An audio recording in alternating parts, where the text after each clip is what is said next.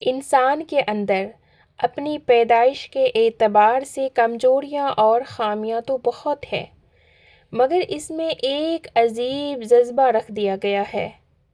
وہ جذبہ اگر آ جائے تو انسان کی کمزوری کو اس کی قوت میں بدل دیتا ہے، انسان کے جہل اگیانتا کو اس کے علم میں بدل دیتا ہے، انسان کی کوتاہیوں کو اس کی خوبیوں میں تبدیل کر دیتا ہے، جس کی وجہ سے وہ جنت کا حقدار بن جاتا ہے۔ اس جذبے کا نام محبت الہی ہے۔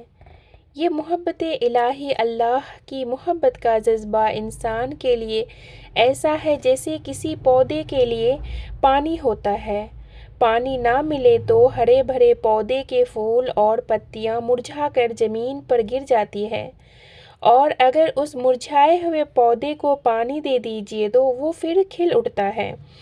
انسان کے اندر اللہ کی محبت کے جذبے کی مثال بھی یہی ہے کہ جس انسان میں محبت الہی کا جذبہ بیدار ہو جائے، اس کی صفات کھلنا شروع ہو جاتی ہے اور اس میں ایمان کی خوشبو آنے لگتی ہے، اور خوشبو ماحول کو مہکا دیا کرتی ہے۔